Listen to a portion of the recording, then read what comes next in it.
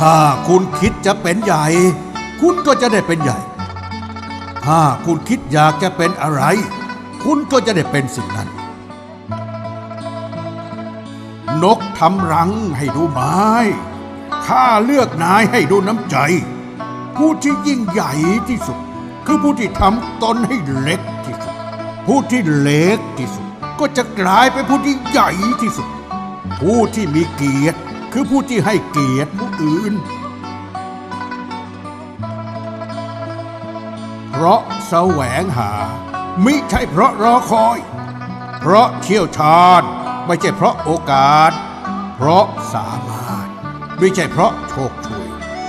ดังนี้แล้ว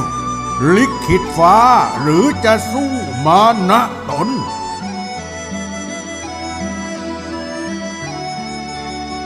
ถ้าสติไม่มา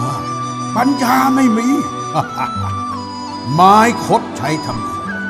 เหล็กงอใช้ทำเขียวคนคดเขียวใช้ทำอะไรไม่ได้เลยเล่นหมากรุกอย่าเอาแต่บุกอย่างเดียวเดินหมากรุกยังต้องคิดเดินหมากชีวิตจะไม่คิดได้ยังไงเมื่อใครสักคนหนึ่งทำผิดท่านอย่าเพิ่งตำหนิต่อว่าเขาเพราะถ้าท่านเป็นเขาและตกอยู่ในสภาพแวดล้อมเช่นเดียวกับเขาท่านอาจจะตัดสินใจทำเช่นเดียวกับเขาก็ได้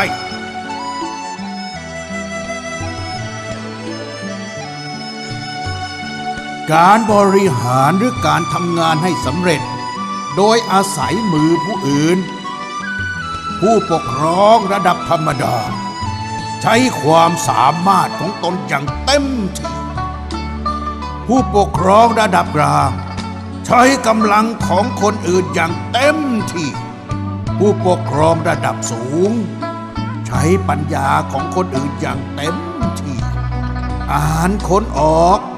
บอกคนได้ใช้คนเป็นเมื่อสุภาพสตรีพูดว่าไม่หล่อนมีความหมายว่าอาจจะเมื่อสุภาพสตรีพูดว่าอาจจะหล่อนมีความหมายว่าใช่หรือได้เมื่อสุภาพสตรีพูดว่าใช่หรือได้หล่อนไม่ใช่สุภาพสตรีเพราะสุภาพสตรีจะไม่ตอบรับใครง่ายๆเมื่อนักการพูดว่าใช่หรืออาจจะเขามีความหมายว่าอาจจะ เมื่อนักการพูดว่าอาจจะเขามีความหมายว่าไม่เมื่อนักการพูดว่าไม่เขาไม่ใช่นักการพูด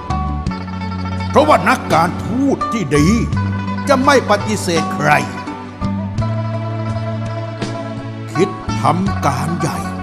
อย่าสนใจเรื่องเล็กน้อยตาสามารถมองเห็นสิ่งที่ไกลได้แต่ไม่สามารถมองเห็นคิ้วของตนคนส่วนใหญ่ใส่ใจกับผลได้ระยะสั้นเท่านั้นแต่คนฉลาดอย่างแท้จริงจะมองไปยังอนาคต